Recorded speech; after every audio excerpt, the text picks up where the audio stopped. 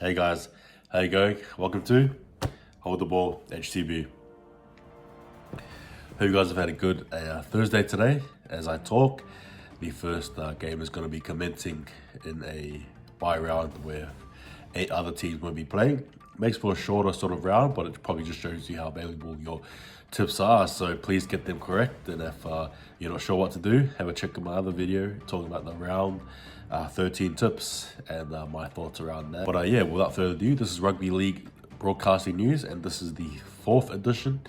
Basically, I give you guys a summation of the news going around with the NRL, CRL, which is the California Rugby League, and the North American Rugby League, and I give you guys my own little spin. But before I start, please, if you're new, please subscribe. I'd appreciate it. Please like, comment, engage, share as well. Let me know what you guys think about it. But without further ado, let's get into it. First and foremost, we have Jazz Tavanga, who has signed with the Warriors until the end of 2023. I'm not going to give you guys too much of a deep analysis of my thoughts surrounding that. That'll be done tomorrow when I do a season review of the Warriors and how we've gone thus far. But yeah, it's probably a signing that depends on what side of the fence you are, right? So there you go. That's what's happened today. Second news is Lara Pitt against Michael Hooper. As you'll know, if you're watching NRL 360, you'll be seeing a battle probably between more so from him against her and how he butts in and stuff. My own opinion on that really is, well, we want women in league. And obviously this is sort of like the building blocks and we want the equality. So when you're seeing Hooper, I guess to some people being a bit of a menace, you're probably going to think at the same time, this is the equality we want. Sure, we don't want pure disgraceful arrogance. However, he has at the same time interrupted other people, other men as well. And I guess in that sense, equality is that he's interrupting her as well, whether we like it or not. Also as well, I find it really funny how NRL 360 seems to have characters that we all like, we can all relate to, right?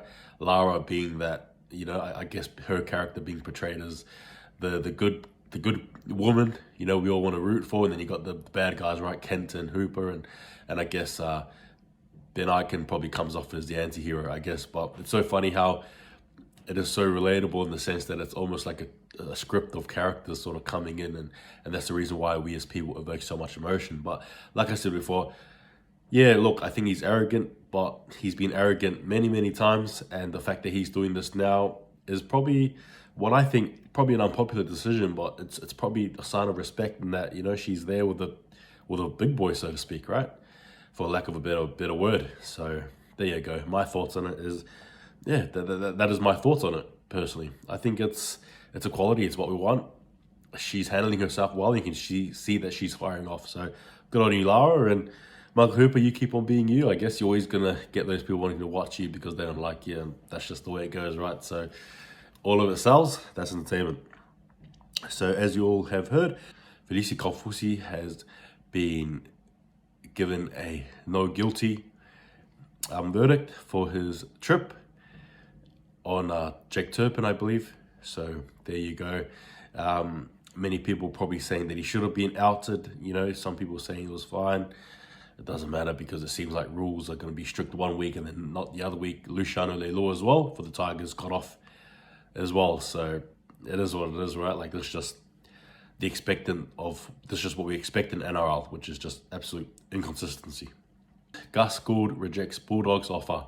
So Gus Gould was recently offered a job to become the general manager of the Bulldogs, and he rejected that, saying that he wanted to stay with the Warriors. Again, I'll get into that more tomorrow, but my thoughts on it is good on you, Gus.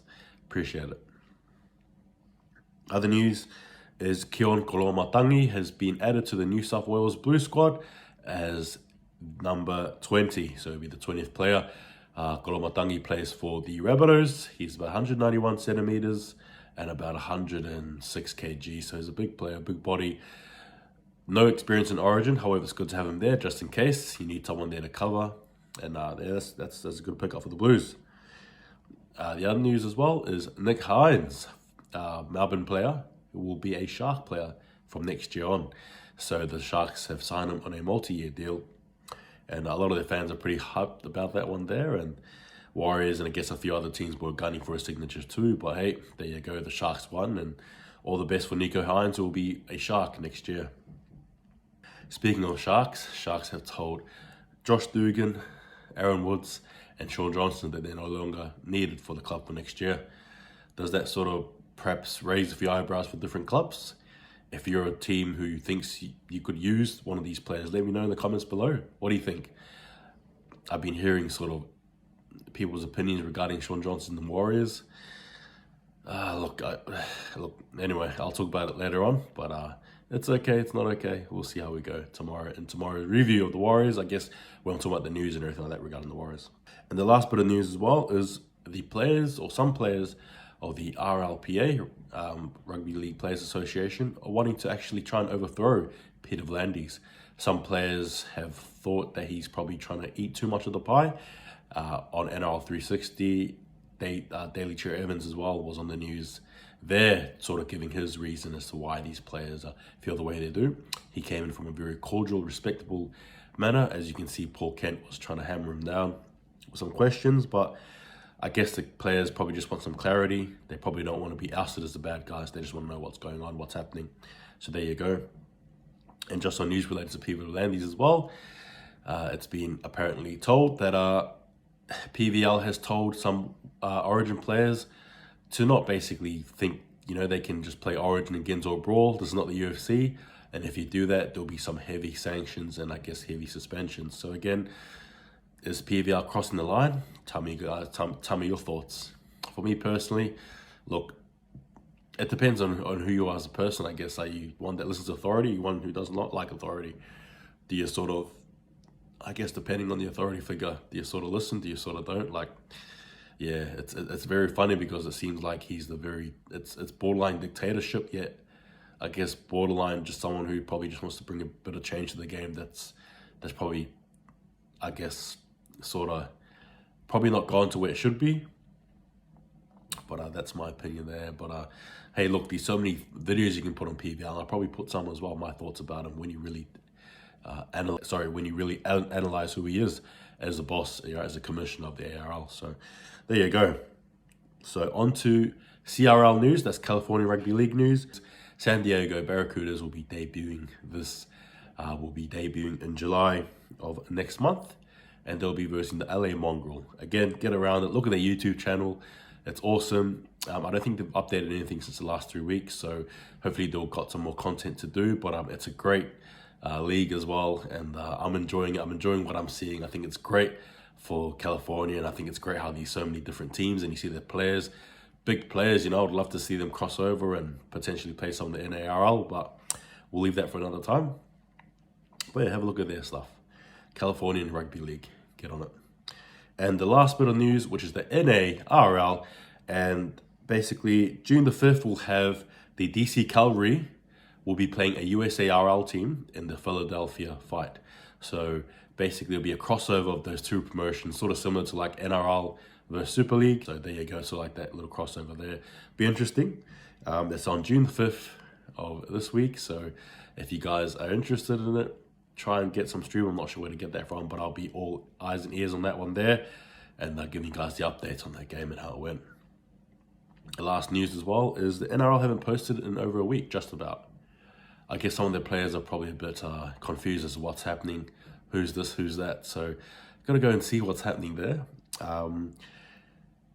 It seems like they've sort of left everyone in silence now. So is the NRL over, or are they just surprising us for something big and massive? I really hope it's the latter, because we can't afford the former. There's already been too much hype surrounding him, too much following from different teams. I've picked my team, Atlanta Rhinos, right, in the conference. So get amongst it. You've got the Toronto Wolfpack, you've got the Ottawa Aces from Canada as well. But yeah, what's happening there? So I'm hoping to get some news on that very soon. And just quickly as well, huge announcement. I will be having an interview with Jonathan Torres, who is a player for the Cleveland Rugby League. He actually used to play rugby union, but has now found passion in rugby league. So hopefully we'll be seeing this guy play a lot on the field, and hopefully the NRL is actually up and running so he can play. But I've got an interview with him coming up very shortly, and just stay tuned for that. So yeah, that's all for the Rugby League broadcasting news. Sorry, it hasn't been probably the most juiciest week for news, Well, here it is anyway. Take it easy, guys. Thanks for watching. I'll be back next time. And just remember, whoever you support in the state of origin, what are you going to tell them to do when they get that ball? Hold the ball. Take it easy, guys, and I'll see you guys next time.